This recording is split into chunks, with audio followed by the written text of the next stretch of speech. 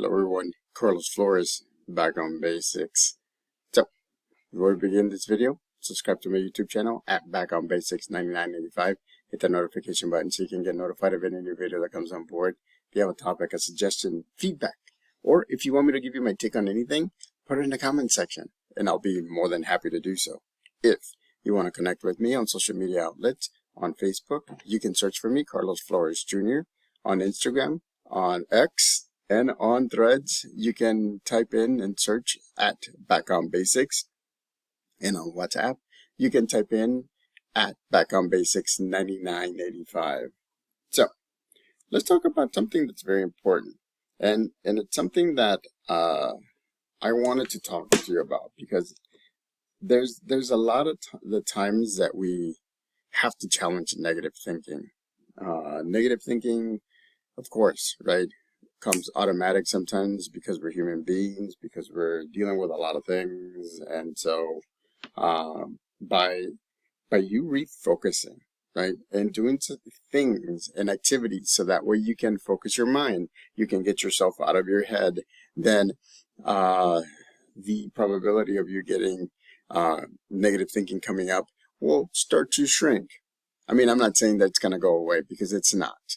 You know, we as human beings tend to think negatively because we are, we're naturally negative. And so, you know, sometimes the first thing that comes on is negative because it's automatic. Remember what the thing that I told you? It's called automaticity.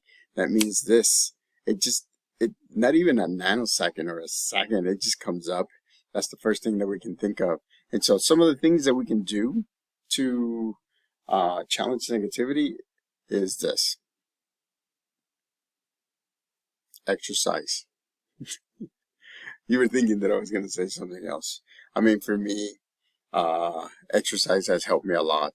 You know, don't do it as often as I want to do it, but at the same time, at work, at the elementary school, I'm putting in my steps when I go from classroom to classroom, when I bring kids to the resource room to help them and support them in any way that I can.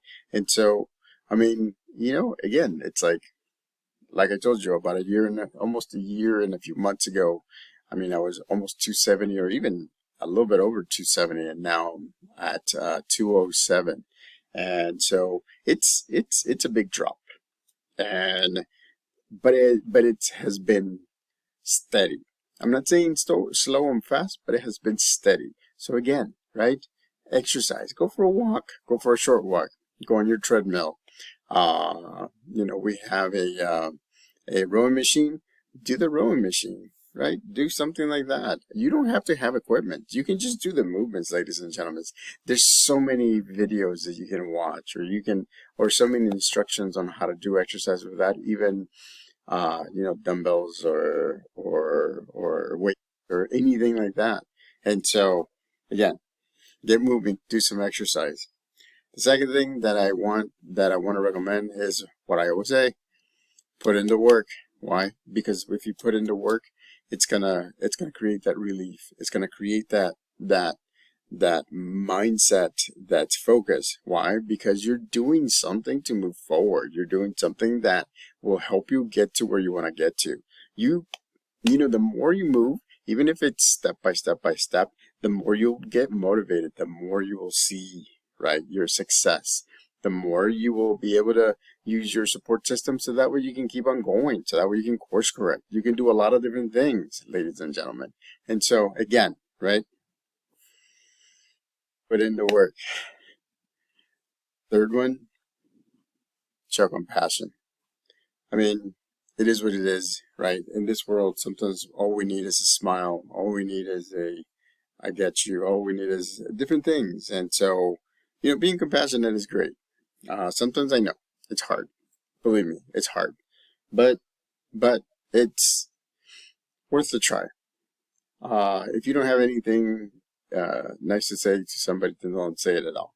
I mean, it's one of those sayings. Remember those sayings that our parents or our grandparents or our family members used to say that, or even at school.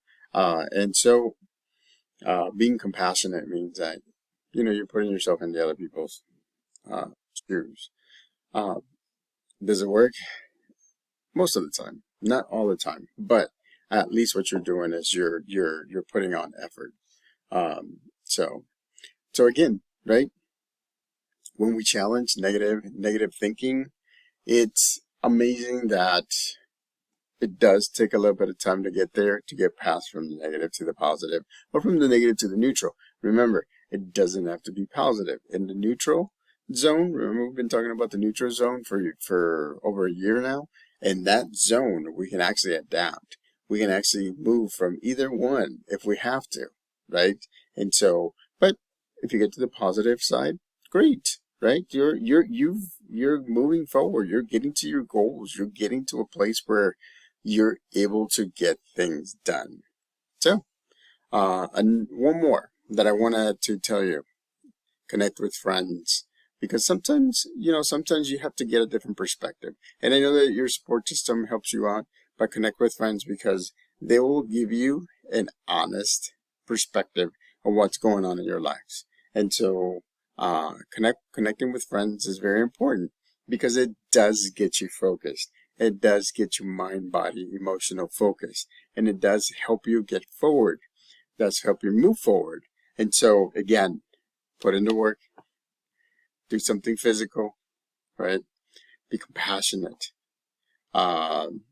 Use your support system and move forward, and use the support of the people around you.